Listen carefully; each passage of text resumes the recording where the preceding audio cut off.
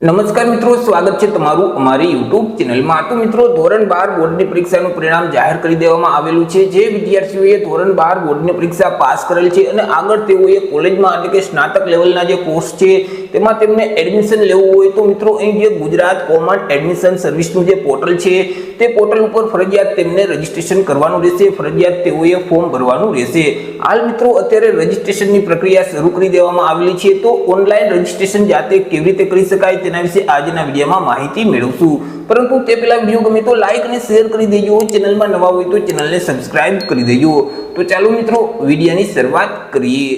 તો સૌથી પહેલા મિત્રો તમારે તમારા મોબાઈલમાંથી અથવા તો લેપટોપ કે પીસીમાંથી કોઈ પણ એક ઇન્ટરનેટ બ્રાઉઝરને ઓપન કરવાનું રહેશે અને ત્યાં સર્ચ બોક્સમાં ટાઈપ કરવાનું રહેશે GCAS। એવું મિત્રો તમે GCAS ટાઈપ કરી તમે તેને સર્ચ કરશો તો જે ગુજરાત કોમન એડમિશન સર્વિસ પોર્ટલની જે ઓફિશિયલ વેબસાઇટ છે gcas.gov.edu.in તે વેબસાઇટ તમને સૌથી પહેલા જોવા મળશે। તે વેબસાઇટ ઉપર ક્લિક કરી દેવાનું રહેશે। એવું મિત્રો તમે તે વેબસાઇટ ઉપર ક્લિક કરશો એટલે ગુજરાત કોમન એડમિશન સર્વિસનું જે પોર્ટલ છે તે પોર્ટલ ઓપન થઈ જશે। તમને આ મુજબની એક સ્ક્રીન જોવા મળશે। હવે મિત્રો સૌથી પહેલા તો અહીં તમારે એક નવું રજીસ્ટ્રેશન કરવાનું રહેશે।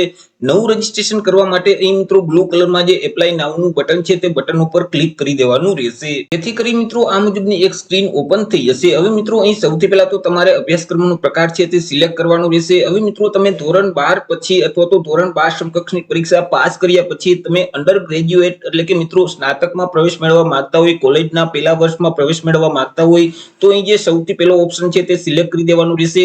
પરંતુ તમે ગ્રેજ્યુએશન કમ્પ્લીટ કરેલું હોય અને તમે પોસ્ટ ગ્રેજ્યુએશનમાં પ્રવેશ મેળવવા માંગતા હોય તો અહીં જે સેકન્ડ નંબરનો ઓપ્શન છે તેને તમારે સિલેક્ટ કરી દેવાનો રહેશે।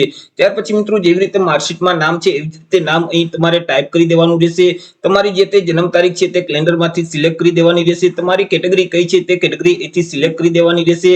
તમારી જાતિ કઈ છે એટલે કે જેન્ડર ક્યુ છે, ફિમેલ, મેલ કે ટ્રાન્સજેન્ડર તે અહીંથી તમારે સિલેક્ટ કરી દેવાનું રહેશે। ત્યાર પછી તમારું જે ઈમેલ એડ્રેસ છે તે આ બોક્સમાં ટાઈપ કરવાનું રહેશે। તમારા મોબાઈલ નંબર અહીં ટાઈપ કરી દેવાના રહેશે। ગેટ ઓટીપી ના બટન ઉપર ક્લિક કરવાનું રહેશે। ત્યાર પછી મિત્રો તમે જે મોબાઈલ નંબર આપેલ છે અને તમે જે ઈમેલ આઈડી આપેલ છે તે નંબર ઉપર એક ઓટીપી મોકલવામાં આવશે। તેમાં મિત્રો જે મોબાઈલ નંબરમાં જે ઓટીપી આવેલું હોય તે ઓટીપી આ બોક્સમાં ટાઈપ કરી દેવાનો રહેશે। ઈમેલ આઈડી ઉપર જે ઓટીપી આવેલું હોય તે ઓટીપી અહીં ટાઈપ કરવાનો રહેશે। ત્યાર પછી અહીં જે કેપ્ચા કોડ જોવા મળે છે સેમ તે જ કોડ આ બોક્સમાં ટાઈપ કરી દેવાનું રહેશે અને સબમિટના બટન ઉપર ક્લિક કરવાનું રહેશે। એવું મિત્રો તમે સબમિટના બટન ઉપર ક્લિક કરશો એટલે તમારું રજીસ્ટ્રેશન સક્સેસફુલ થઈ જશે। આગળ મિત્રો તમારે લોગિન કરવાનું રહેશે। લોગિન કરવા માટે ફરીથી હોમ સ્ક્રીન ઉપર આવી જવાનું રહેશે। અહીં તમને એક ઓપ્શન જોવા મળશે ઓલરેડી રજીસ્ટર્ડ, તે ઓપ્શન ઉપર તમારે ક્લિક કરી દેવાનું રહેશે, જેથી કરી મિત્રો આ મુજબની એક સ્ક્રીન ઓપન થઈ જશે। મિત્રો અહીં આઈડી પાસવર્ડ છે તમે રજીસ્ટ્રેશન કમ્પ્લીટ કરશો એટલે યુઝરનેમ અને પાસવર્ડનો મેસેજ છે તે તમારા મોબાઈલ નંબર ઉપર આવી જશે।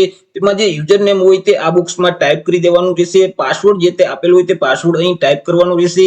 અહીં જે કેપ્ચા કોડ છે તે સેમ કેપ્ચા કોડ આ બોક્સમાં ટાઈપ કરી દેવાના રહેશે અને સાઇન ઇન ના બટન ઉપર ક્લિક કરી દેવાનું રહેશે, જેથી કરી મિત્રો તમને ફરીથી આ મુજબની સ્ક્રીન ઓપન થતી જોવા મળશે। તેમાં મિત્રો સૌથી પહેલા તમારે તમારી પ્રોફાઇલ છે તે બનાવવાની રહેશે। તો અહીં મિત્રો જે પ્રોફાઇલનો ઓપ્શન છે તેના ઉપર તમારે ક્લિક કરી દેવાનું રહેશે, જેથી કરી મિત્રો ફરીથી આ મુજબની એક સ્ક્રીન ઓપન થઈ જશે। તેમાં સૌથી પહેલા તમારે બેઝિક માહિતી આપવાની રહેશે, પરંતુ રજીસ્ટ્રેશન કરતી વખતે તમે જે માહિતી આપેલ છે તે ઓટોમેટિક લઈ લેશે। તેમાં તમને કોઈ પણ પ્રકારનો ફેરફાર નહીં કરવા દઈએ। જેમ કે મિત્રો કોર્સનો પ્રકાર છે તે ઓટોમેટિક આવી જશે।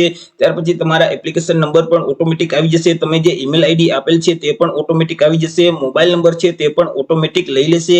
તેમાં તમને કોઈ પણ પ્રકારનો ફેરફાર કરવા દેશે નહીં। મિત્રો માર્કશીટ મુજબ તમારું નામ અહીં આ બોક્સમાં ટાઈપ કરી દેવાનું રહેશે। તમારી જન્મ તારીખ કેલેન્ડરમાંથી સિલેક્ટ કરી દેવાની રહેશે।